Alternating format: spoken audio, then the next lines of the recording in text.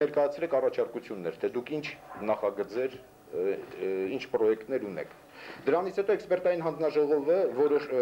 ֆոնդը որոշում է Հայաստանի տնտեսության զարգացման, գիտության զարգացման համար որ ուղղություններն են կարևոր, համապատասխան էքսպերտային հանձնաժողովից անցնելուց հետո մենք դրամը տալիս ենք համապատասխան լաբորատորիային, որպեսզի նա իրականացնի, այսինքն անցնում ենք ամբողջ աշխարհում ընդունված ոճի գիտության մեջ։ Որոշ գիտնականներ դրանից կսկսեն բարգավաճել, որոնք որ իսկապես լավ գիտնականներ են, որոշ գիտնականներ, որոնք հիմնականում սուրճ խմելով էին զբաղված, նրանց վիճակը իսկապես կվատանա։ Դա վերաբերում է նաև ֆունդամենտալ գիտությանը։ Մենք ոչ միայն պիտի կիրառականը զարգացնենք, այլ նաև ֆունդամենտալը։ Օրինակ հայագիտությունը ոչ մի օգուտ բերել չի կարող, բայց հայագիտության վրա պետք է դրամ ծախսես, մաթեմատիկան, մոտիկ ասպարեզում, հա, աստղագիտությունն է մտածելու բան է, բայց որոշ ֆունդամենտալ ուղղություններ կան, որոնց վրա մենք պետք է դրամ ծախսենք։ Դա գիտության բանով է։ Մշակույթի համար որևիցե նոր ծրագիր մշակված չկա։ Ցավոք սրտի մշակույթի վերաբերյալ ինձ եկան պատմեցին ինչ էր կատարվում Ռուսաստանում, բավականին հետաքրքիր ծրագրեր էին կազմել մշակույթի զարգացման վերաբերյալ։ Հայաստանում ցավոք սրտի մեր այդ մշակույթի նախարարությունը իսկապես ոնց որ թե նորմալ չի աշխատում եւ հին տոտալիտար ռեժիմին բնորոշ ձևով է աշխատում, հա, պետք է անցնել այս նոր տոտալիտար ռեժիմի ձևին, այսինքն այդտեղ լավ ծրագրեր երևի կարելի է իրականացնել եւ ես նորից ասում եմ, ոչ մի կառավարություն չի կարող որևիցե բան անել, եթե դա ներքև համարենք, չեմ լավ կողքից, եթե կողքից նախաձեռնություն չցուցաբերեն մասնագետները։ Դրա համար ես էլ ձեզ կոչ եմ անում, որ դուք էլ կառավարության անընդհատ դիմեք եւ ես խորհրդականներ կունենամ այդ հարցով, որոնց հետ դուք հեշտությամբ կկարողանաք միշտ հանդիպել եւ խորհրդակցել այդ հարցերի մասին։ Այն կոմպետենտությունը մի քիչ ծայրահեղ ասեցի, բայց որպեսզի հասկանաք ինչ եմ ես մտածում։ Եվ երկրորդ հարցը, եթե կարելի է, երկրորդ հարցը ավարտեմ, ուրեմն քանի որ պարոն Արաքելյանը ուրեմն բարձրացեց այդ հարցը, որ ադրբեջանցիք ուրեմն թողարկելու են այսպիսի ամսագիր, ես կինոյի գծով կարող եմ ասել, որ իրանք հատուկ թողարկումներ են անում եւ սերտ կապերի մեջ են մտել բոլոր ուրեմն ստուդիաների հետ եւ այլը, ես կարծում եմ հարկավոր է ստեղծել, քանի որ մեր պատերազմը, իսկ դա պատերազմ է, տևելու է դեռ երկար, նույնիսկ կարող է 10 տարի եւ ավել, մեզ համար հարկավոր է ստեղծել մի կենտրոն անպայման, որը զբաղվելու է զուտ դրսի պրոպագանդայով։ Դա չթողնենք ինքնաուսի, ստեղծենք այդ կենտրոնը, որ այդ մարդիկ իմանան, որ այսքան գումար ունեն եւ ոչ ոք գումար չի ափսոսի այդ գործի համար։ Եկեք այդ կենտրոնը ստեղծենք անպայման։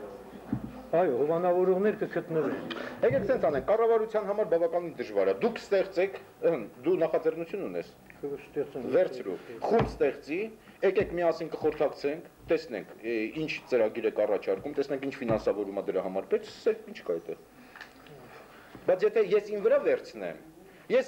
շաբաթ կասեմ, լավ, ես շաբաթ պիտի աղիտ գոտի գնամ, հետո պիտի գնամ այստեղ, հետո այս գործը կա հետաձգվի։ Դա ավելի լավ է դուք կոնկրետ նախաձեռնությամբ մտեք, մենք փորձենք լուծել այդ հարցը։ Բոլորը։ Խնդրեմ։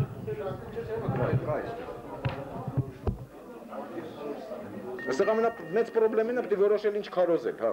Այդտեղ տարաձայնություններ կարող են լինել։ Հովհաննիսյան, հեռուստառադիոպետկոմի նախագահ։ Իմ հարցը վերաբերում է անկախացման process-ի մեկ կողմին, որ վերաբերում է մտավորականությանը։ Այսինքն մտավորականության հասարակական հոգեբանությանը։ Հարցից պատասխանը ես գիտեմ եւ իմ կարծիքն ունեմ։ Ուղղակի ես ուզում եմ պարոն վարչապետից լսել այդ հարցի պատասխանը, իր կարծիքը նույնպես հրապարակավ իմանալ։ Ստեղծագործական միությունները մեր Հայաստանում ճիք ու ջանքով դարձել են միութենական, մտել են միութենական ստեղծագործական միությունների մեջ։ Եվ վերջին ժամանակներս այդպիսի ճիք ու ջանքով եւ մեծ ուրախությամբ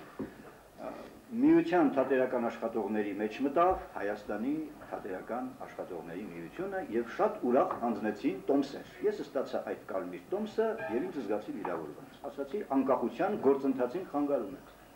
Այն միությունները, որոնք ներողություն, ես երկար հարցը համարում եմ սխալ, բայց ուզում եմ բացատրել ուղղակի ոստիչի մասին։ Միությունները, որոնք կարող են լինել ինքնուրույն, բացարձակորեն ինքնուրույն հանրապետությունում, ձգտում են լինել միութենական։ Ես սա բացատրում եմ մեր մտավորականության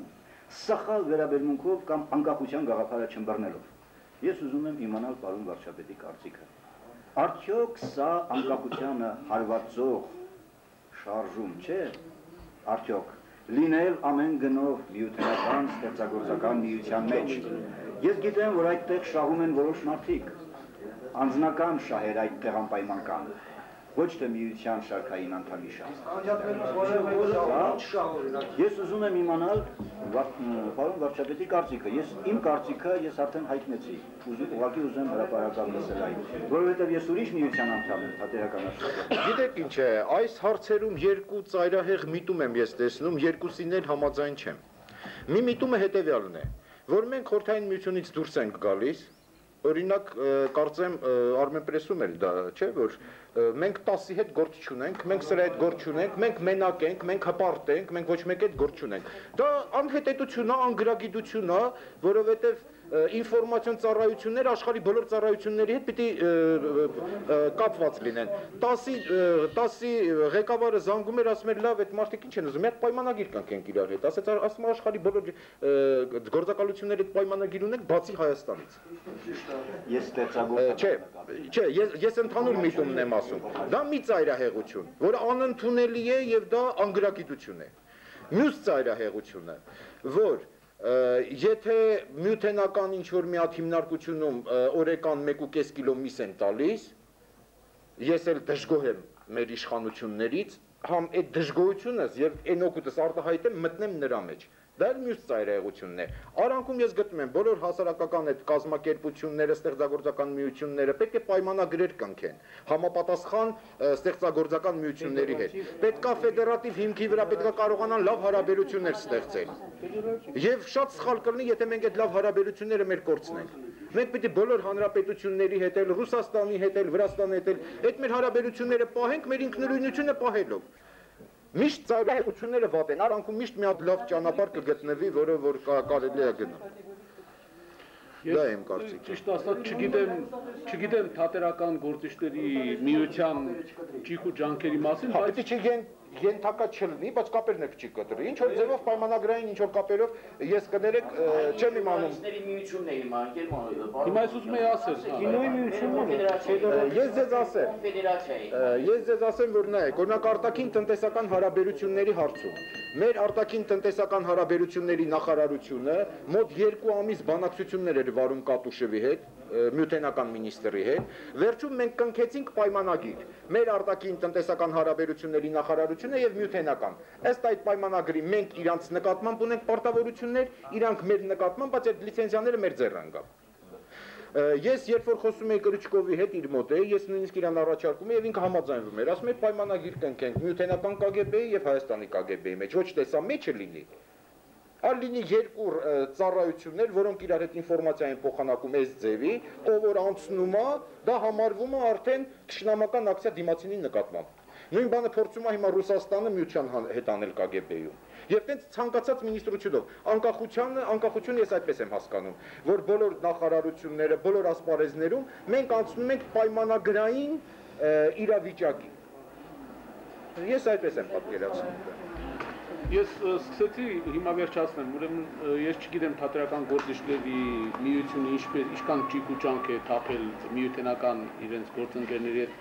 համագործակցության մեջ մտնելու համար, բայց մեր ժուրնալիստների միությունը ստորագրել է ձեր ասած պայմանագիրը, պարոն վարչապետ, ստեղծվել է սովետական միության ժուրնալիստների միություն կոնֆեդերատիվ հիմունքներով, մենք լիարժեք անդամ ենք, ունենք նույնպիսի մեկ ձայն, ինչպես ամբողջ Ռուսաստանյան ֆեդերացիան, մենք լիիրավ ենք դուրս գալու, մտնելու,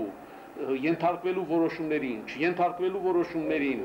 եւ պետք է ասեմ, մինչ այդ էլ Մոսկվայից մենք ոչ մի ճնշում, ոչ մի կախվածություն չենք ունեցել, ավելին, եթե հնարավոր է եղել, մենք նրանցից միմիայն օգնություն ենք ստացել եւ նույնիսկ առաջին ակցիան տեղի ունեցավ այս կոնֆեդերացիան ստեղծելուց հետո Հայաստանի ժուրնալիստների միությանը 20,000-անոց ֆաքս են նվիրել, որը հիմա գտնում է կողքի սենյակում, առանց որևէ պարտավորության, որ մենք դրա դիմաց ինչ-որ բաներ պետք է անենք, այնպես որ ես միանգամայն համաձայն եմ ձեզ, որ պետք է լայն նայել այս հարցերին եւ համագործակցությունը դեռ ոչ ոքի երբեք չի վնասել։ Պետք է իմանաս հավասարը հավասարի հետ նստես սեղանի շուրջը, համագործակցես քո շահն իմանալով, քո անելիքն իմանալով։ Շահն էլ դա է, ստեղծագործական։ Ուրիշ հարցեր։ Նրանց հանգստյան տները, պանսիոնատները, որ օգտվում են, որ մեկ չունեն։ Միկրոֆոնը տվեք։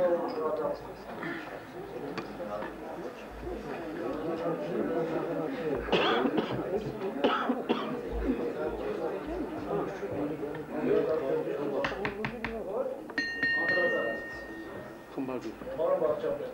երևի այստեղ ներկաներին շատ են հայտնի է, որ դուք եղել եք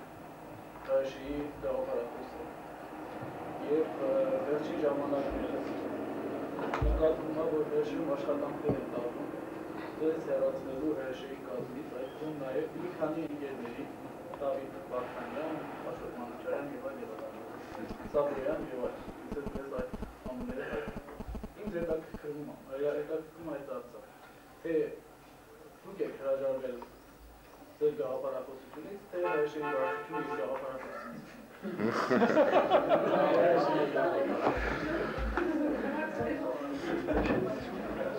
Ես մի անգամ դրա մասին կարծեմ ասել եմ արդեն նստաշրջանի ժամանակ, որ հայոց համազգային շարժում իսկապես բավականին մեծ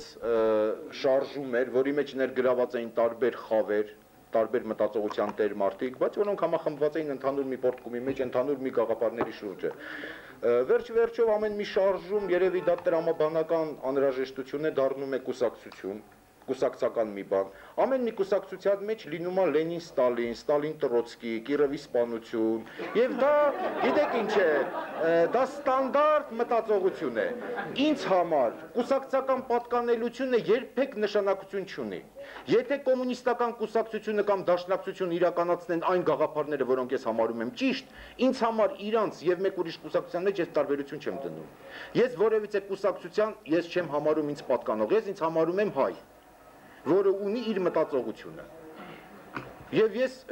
ցավով տեսնում եմ, որ հիմա ազգի մեջ, մեր ազգի մեջ երևի բոլորի մոտ է դա տենց, բայց քանի որ մենք հայ ենք, հայերի մեջ ենք ապրում, ավելի ցայտուն ենք տեսնում,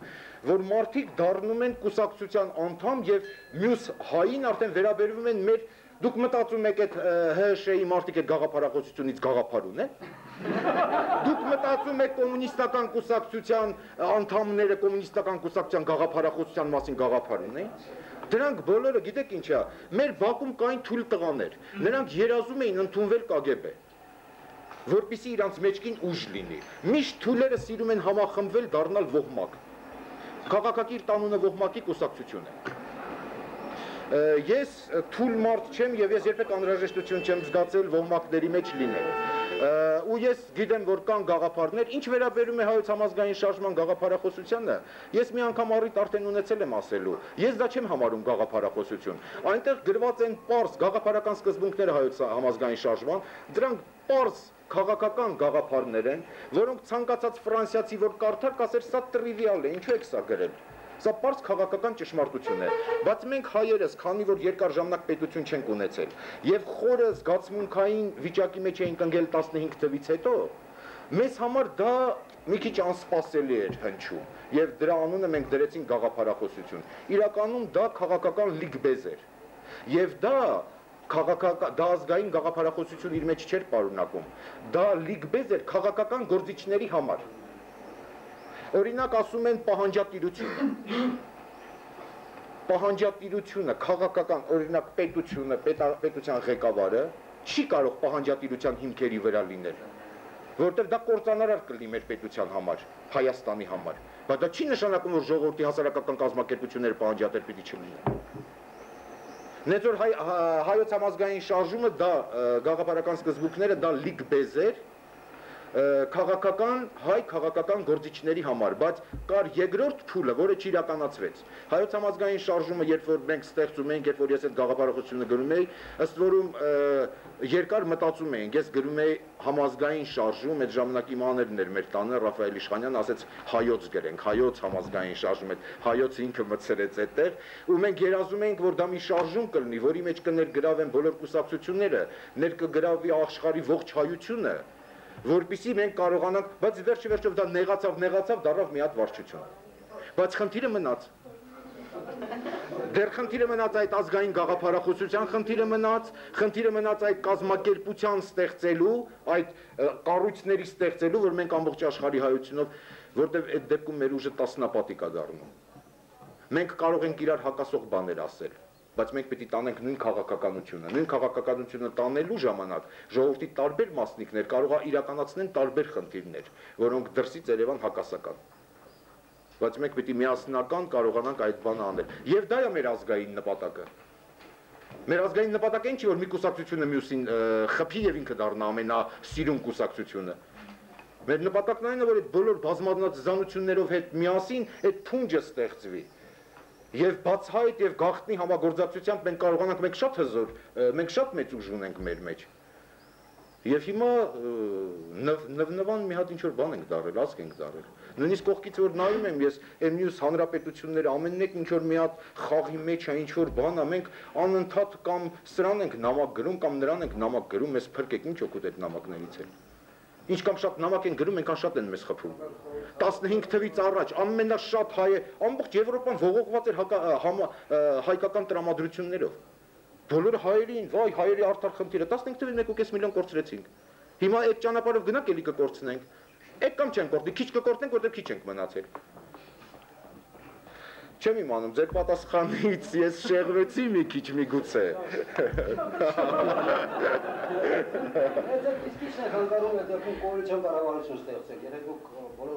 Ես մի անգամ ասել եմ ու ես երբեք դեմ չեմ կոալիցիոն կառավարությունը նայեք։ Կոալիցիոն դա կոալիցիոն չի։ Կոալիցիոն կառավարությունը սկզբունքորեն ոնց է ստեղծվում։ Պարլամենտ ընտրվում են տարբեր կուսակցություններ, չէ՞, որևիցե կուսակցություն չի կարողանում լրիվ կազմել կառավարություն, այդ համաչափությունով իրանք կազմում են կառավարություն, բայց կա նաև համերաշխության կառավարություն, ոչ թե կոալիցիոն։ Կոալիցիոն կառավարությունը ստեղծվում է հանգամանքների եւ շահերի բախման շնորհիվ։ Իսկ համերաշխություն բառը կարող է սխալ եմ ասում, երևի ուրիշ բառ է օգտագործվում։ Համերաշխության ինչ որ մի հատ կառավարություն, այդ դեպքում դու ուժեղ ես, բայց դու մյուսներին էլ ես ներգրավում, որպեսզի ապահովես համագործակցությունը։ Ես կողմնակից եմ այդպիսի կաբինետի ստեղծման։ Ինչ? Ունենք։ Պարլամենտում 6 կուսակցություն կա կարծեմ։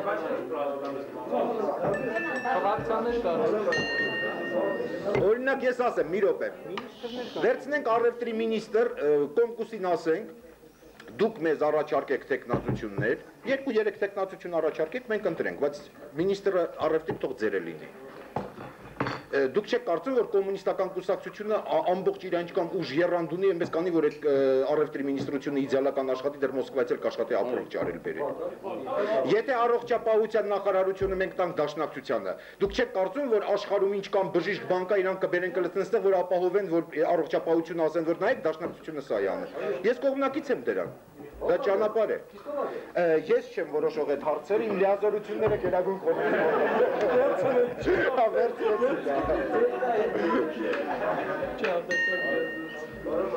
Ներկայացեք։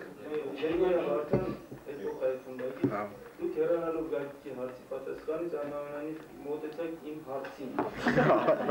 Ինչ արվում։ Մեկ անգամ չէ, առաջին անգամ չէ, որ մենք համոզվում ենք, որ գործ ունենք ճկուն քաղաքական գործիչի հետ։ Ես դա ոչ թե գովերտության կարգավորն ասում, սակայն այս բառերը, այս արտահայտությունը ազգային արժանապատվություն այնուամենայնիվ սրանք քաղաքականություն չեն։ Ես կարծում եմ, սրանք ավելի շուտ գիրք են կամ հնարավորություն են վերջին հաշվով։ Գուցե պարզաբանեք, այնուամենայնիվ սա ասվում է մասսայի համար, սա ասվում է ժուրնալիստների համար, թե ասվում է իսկապես քաղաքական գործիչի շփթել։ Գիտեք ինչ է, ես ասեցի սեպտեմբերի 21-ին, եթե դեմ քվեարկեն մեր ազգային արժանապատվությունը, դա քաղաքական հարց է, մեզ դրանից հետո ոչ մեկը քաղաքական տեսակետից բանի տեղ չի դնի։ Այս ինչ են ես նայել կա, էլի։ Ես ասում եմ, հարցի ձևակերպում մի քիչ ավելի կարելի էր մեղմ դնել, այն ժամանակ սուր դրվեց, բայց եթե մենք մեր դիրքորոշումը հստակ ասենք, որ այդ հարցի պատասխանից ելնելով մենք համապատասխան եւ հիմիկվանից մենք մասնակցենք որոշ խաղերի, ոչ թե որպես խաղ, որ դիմացինին խափես, դիմացինը շատ խորամանկ ու խելոք է։ Ռեալությունը գիտակցելով մենք մտնենք այդ խաղերի մեջ, ինձ թվում է, որ այդ բանի վրայով մենք կանցնենք էլի տենց սուրանկալում չի լինի, էլի։ Ինչ է անել։ Ժողովուրդը պետք է հասկանա ինչ բան է անկախություն։ 21-ին ինչա տեղի ունենալու։ Պետք է մի հոգի պետք է բացատրի 5 րոպե, ոչ թե դժվար է ասել։ Միայն այդ աշխատանքը արդեն, եթե սկսենք մենք այդպիսի աշխատանք Գերագույն խորհրդով, այդ խմորը շատ ջուր կվերցնի ու կարող է շատ վատ վերջանալ։ Որոշ բաներ կա, որ եթե համաձայնել չես, ավելի լավ է ձեռ չտաս, քան թե սկսես փորփրել, դրանից կարող է շատ ավելի վատ բան։ Ես ինտուիտիվ եմ զգում, չեմ կարա հիմա ասեմ ինչ վատ հետևանքներ կլինեն, բայց բնազդով զգացվում է, որ դա բան չէ էլի։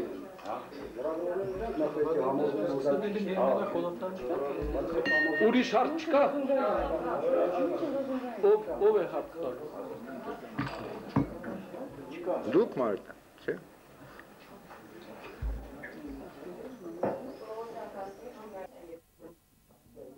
Որը հավանաբար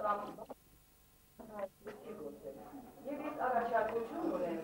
ուղղակի ստեղծել օպերատիվ ժուրնալիստների մի խումբ, որը երկակայ է փոփոխության, ինչ որ ժամանակից հետո,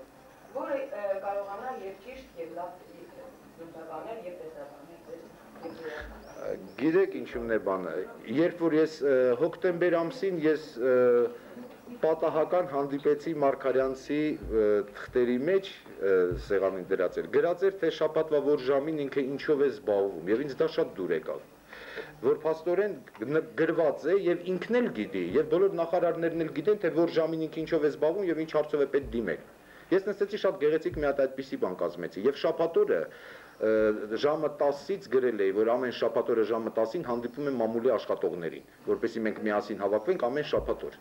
Դրանից հետո ոչ մի անգամ չեմ հանդիպել։ Միշտ այդ շաբաթ օրը մի ինչ-որ դեպք էր լինում եւ կամաց դա գեղեցիկ թուղթ մնաց, հետո ես անհանգստացած երբ որ հարցրեցի իմ օգնականին, նա նաեւ Մարգարյանցի օգնականն էր, ասեց Մարգարյանցն էլ այդ բանով չէր գնում, մի քիչ հանգստացա դրանից։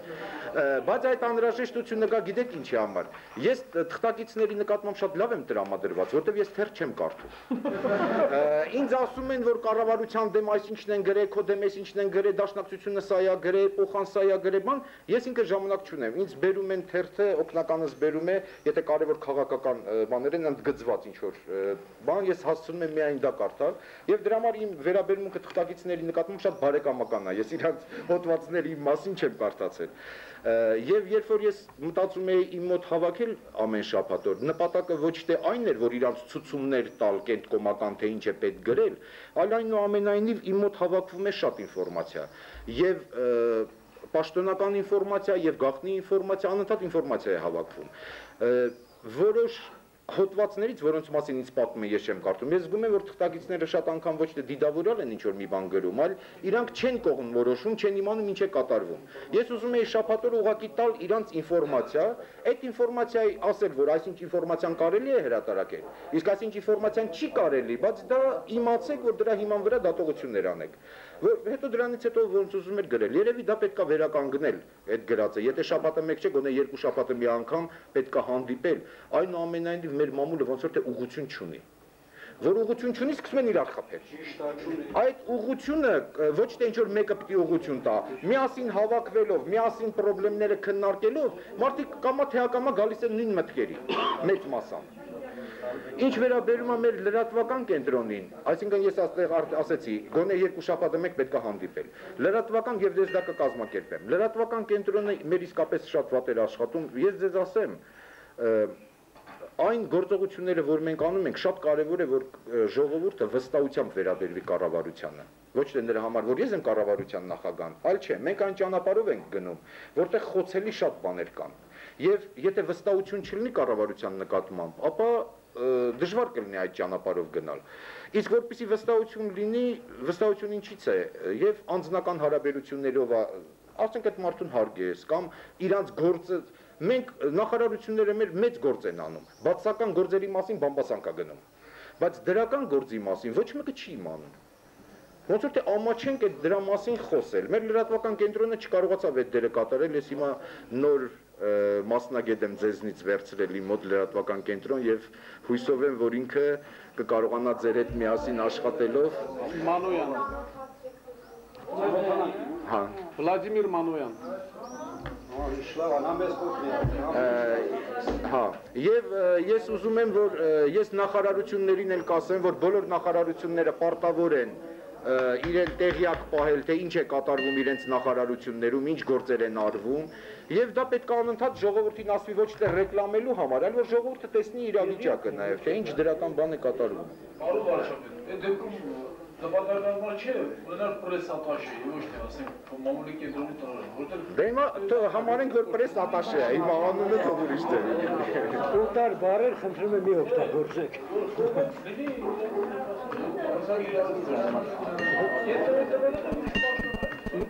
Մի հարցել եւ վերջ։ Մամուլի գրասենյակ։ Ուրեմն հարցը կապվում է պրեզիդենտության հետ։ Ձեր ազգանունը չասեցիք։ Ունանյան Նայիրին։ Ուրեմն միանգամից հարցս միանգամից կամ դուք Ունանյան Նայիրին իմ նման մարդ է, ինքը բոլոր կուսակցություններում եղել է։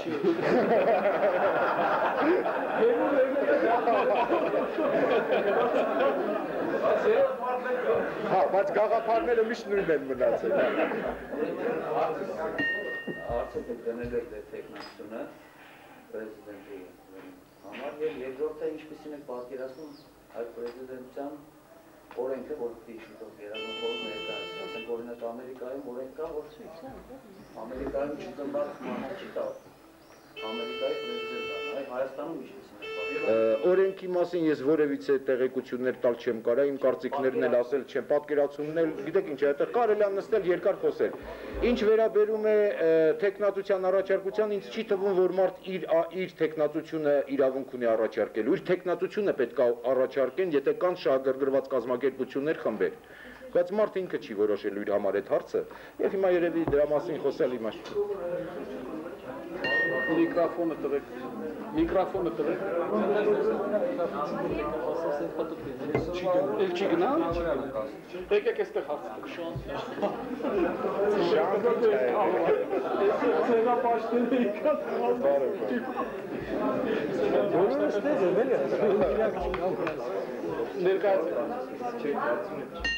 Վստահության մասին որ ասի չէ շուտ։ Ասենք ունեք ձեր հարցը, ձեր հարցը։ դրելու համար պետք է։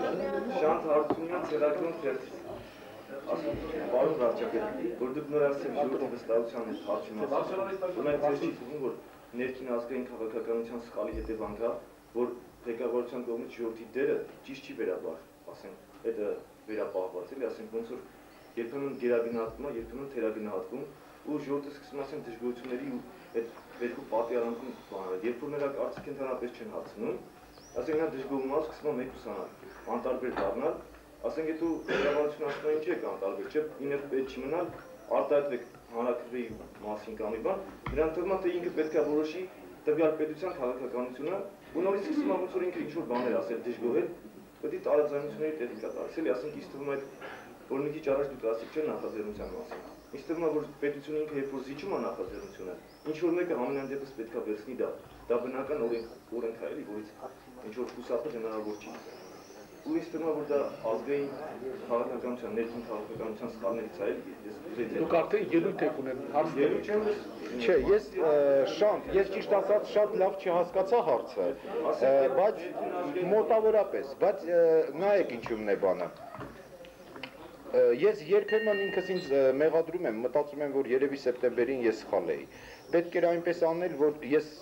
բողոքում էի, որ գորշ մթնոլորտ է, բայց ես այդ ժամանակ ճիշտ ասած երազում էի եւ ես դեռ կտրիչ Սարդարյանն էլ խնդրեցի, որ այդ գործով զբաղվի, բայց այդ գործը չստացվեց։ Ես ուզում էի խորհուրդներ ստեղծել, տարբեր մտավորականության բան, որ մարդկանց ներ քաշել աշխատանքի մեջ, մարդիկ պիտի իրանց մասնակից զգան աշխատանքի։ Դա մեզ չհաջողվեց։ Միգուցե ինչ ջանքել թափեինք, մեկա չէր ստացվի, կարող է իրավիճակն էր այդպես, բայց ես երբեմն մտածում եմ, որ միգուցե ես եմ այդտեղ ինչ որ մի սխալ արել եւ բան չի եղել։ Բայց ես հասկանում եմ նաեւ ձեր ծառայողությունը իսկապես կոպիտ անիմաստ բան կլինի, եթե ամբողջ ժողովուրդը զբաղվի քաղաքականությամբ, եթե դուք դա նկատի ունեք։ Ժողովուրդը քաղաքականությամբ պիտի չզբաղվի։ Հա, դա կոպիտ բան է։ Երբ որ ես ասում եմ նախաձեռնություն, ես նկատի ունեմ լոկալ կոնկրետ բաներ կապված գիտության հետ, ժուրնալիստիկայի հետ, բանի հետ, բայց քաղաքականությամբ ես ասեմ քաղաքականությամբ զբաղվելը բավականին բարդ է ինչ իմաստով։ Օրինակ մենք հավասար չենք արդեն։ Ես օրեկան ստանում եմ այն ինֆորմացիան, որ ուրիշ ոչ մեկը ձեզնից չի ստանում։ Կարող է դուք ինձանից ավելի լավ այդ ինֆորմացիան օգտագործեիք, բայց ես եմ ստանում այդ ինֆորմացիան, հասկանում եք։ Արդեն այդ քաղաքականությամբ երբեմն որոշ դատողություններ են արվում, որ ինֆորմացիա ունեցողը մտածում է այս ծիծաղելի բան, ուրեմն չէին իմանում, որ սա սենցա կամ նա նենց է։ Ժողովուրդով քաղաքականությամբ զբաղվել, քաղաքականություն ախր ոնց ասեմ, քաղաքականությունը շատ պարզ մաթեմատիկական խաղ է։ Եվ մեր ժողովրդին քաղաքականությունը չի որ պակասում է։ Եվ նույնիսկ անկախությունը չի որ պակասում է։ Մեր ժողովրդին պակասում է։ Գիտեք ինչ է, մեր ժողովրդի մեջ ինչ որ մի բան խաթարվել է մեր հոգու մեջ։ Դա եկեք մենք ու մենք ենք, ուրիշ մարդ չկա, նստենք իրար հետ պարզ խոսենք։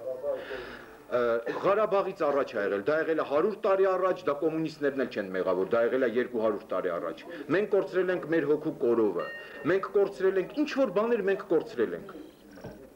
Հիմա այդ բայց մի հատ փոքր բոց կա, այ դա մենք պիտի կարողանանք, դա ավելի կարևոր է, քան մնացած բոլոր հարցերը։ Եվ քաղաքականությունը դա մի փոքր մեխանիզմ է, որը պիտի նպաստի դրան։ Բայց եթե մենք չկարողանանք մեր մեջ դրված, մեր ազգի մեջ դրված պոտենցիալը չկարողանանք բացել, դարձնել իրականություն, այս բոլոր քաղաքական խաղերը կամ ինչ որ ձևով կվերջանան, բայց որևիցե մեծ օգուտ մեր ազգը չի ստանա։ Ես գտնում եմ, որ մեր մեջ բանով այդ ասենց սեղմված վիճակում ինչ որ մի բան կա, մենք ենք նրան սեղմել։ Հիմա օրինակ ասում եք կաշառակերություն բան։ Բայց այդ կաշառակերությունը մենակ բանով չի, դուք մենակ ներքին գործերի նախարարությամբ չի։ Դուք չեք զգում, որ անբարոյական մթնոլորտ է տիրում մարդկանց մեջ։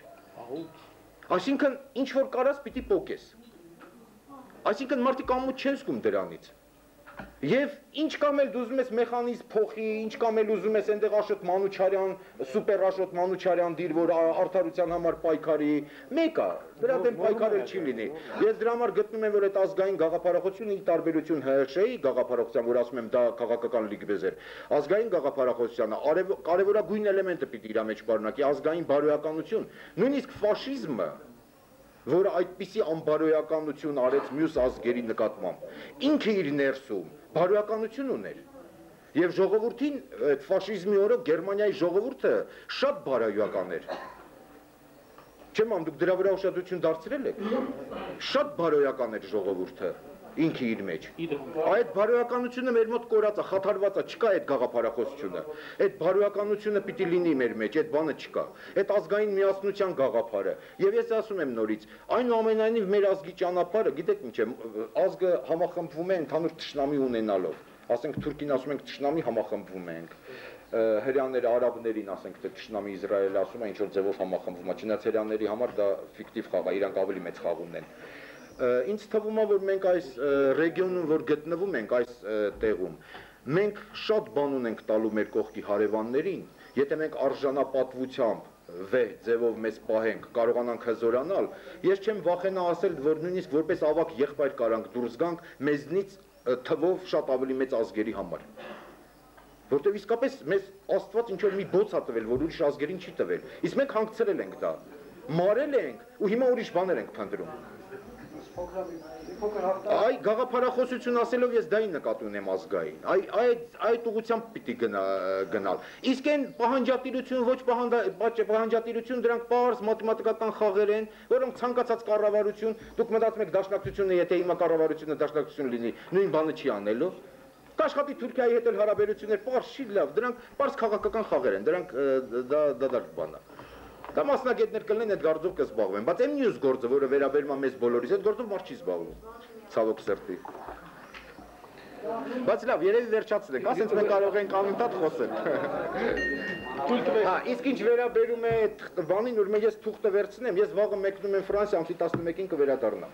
Ամսի 11-ին կվերադառնամ, չէ, Ղարաբաղի հարցը Ֆրանսիայում չի լուծվում։ Ղարաբաղի հարցը լուծվում է Մոսկվայում եւ Բաքվում։ Հա։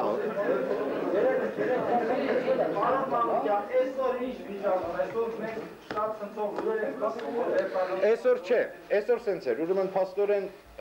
ադրբեջանական օմոնը եկել կանգնել էր Շահումյանի մոտ, զորքը դուրս չէր գալիս, ասում էին զորքը դուրս գա, որպեսզի օմոնը մտնի։ Զորքը դուրս չէր գալիս, Շատալինը ասեց, որ մինչև ինձ գրավոր ստորագրված չլինի Պուգինի կողմից կամ Գորբաչովի կողմից, ես զորքը այդտեղի չեմ հանի, որտեղ ես կհանեմ, արտնահեղություն կսկսվի, ին վրա նորից շարը կգցեն։ ըստ մեր տեղեկությունների այդպիսի գրավոր հրաման չի լինի, ռիսկ չի անի, ոչ Գորբաչովը, ոչ Պուգինը այդպիսի գրավոր հրաման տա։ Պուգինն եմ ասում։ Բայց մի հատ ուրիշ բան էլ կա։ Ես ասեմ, Շահումյանցիներին ես հանդիպեցի, ես իրանց ասում եմ, քաղաքական տեսակետից մենք իսկապես ինչ որ բաներ կա բաց թողեցինք։ Մենք ավելի խելոք քաղաքականություն կարայինք վարեինք ոչ միայն 4 ամիս առաջ, այլ 2 տարի առաջ էր։ Շատ բաներ իրար վրա կուտակվեցին։ Բայց հիմա Շահումյանցիները, եթե ես խոսում եմ, ասի կանանց երեխեքին պահեք, զենքը ձեռը վերցրեք, կռվեք, բանակն էլ կա, կռվեք, զոհվեք։ Իրանք գիտեն, ես իրանց հետ հանգիստ եմ խոսում, որտեղ գիտեն, որ ես էլ այնտեղ լինեի, ես էլ իրանց հետ կլինեի։ Ես իրանց հետ եղել եմ իրանց կռիվների ժամանակ, իրանք գիտեն։ Բայց եթե դու արյուն չես թափում քո հողի համար, ոչ մի բանի չես կարող հասնես։ Իսկապես ես գտնում եմ եւ Շահումյանցիներն էլ կոչ եմ անում։ Իրանք մինչև վերջ պիտի պայքարեն իրանց հողի համար։ Կանանց երեխեքին թող պահեն, սկսեն կռվել։ Ոչ թե հարձակվեն, ոչ թե հարձակվեն։ Դա ուրիշ բան է։ Հիմա դու բարոյական բանի վրա մի գնա։ Բնական է, եթե այնտեղ պատերազմ սկսվի, այստեղ ուրիշ բան կարող է սկսվի։ Բայց ես հիմա դրա մասին չեմ ուզում ասել։ Մեկը նշանակություն չունի, Ֆելիքս ջան, նշանակություն չունի, որ դու գաս մեր տուն պրովինցիանելու ես պիտի արյուն թափեմ։ Հայը պիտի սովորի, չէ, հայը պիտի սովորի իր ամեն մի քիզ հողի համար արյուն թափել։ Օրինակ ես կոպիտ սխալ եմ համարում, երբ որ այստեղից ջոկատները գնում են եւ միջամտում են այդ գործերին, սրում են իրավիճակը, հետո ջոկատները քաշվում են մի կողմ, այն խեղճ բնակիչներն են տուժում։ Բայց գան քեզ փշտ ասեն ու դու քո պապենական հողից գնաս, դա էլ անընդունելի։ Կռվի զոհվի։ Ինչ անենք, 15 թվին չէին կոտորում, ով որ կռվեց նա էլ դիմացավ։ Մենք զենքը պետք է նրանց տային, նրանք անձել են։ Լավ, զենք, դա էլ պետական գաղտնի Արդեն դուլանում են, ցավերը զգում են։ Այդպես է։ Մայստրո, ոչ միայն դուք եք հարազատացել, այլև ես կասեի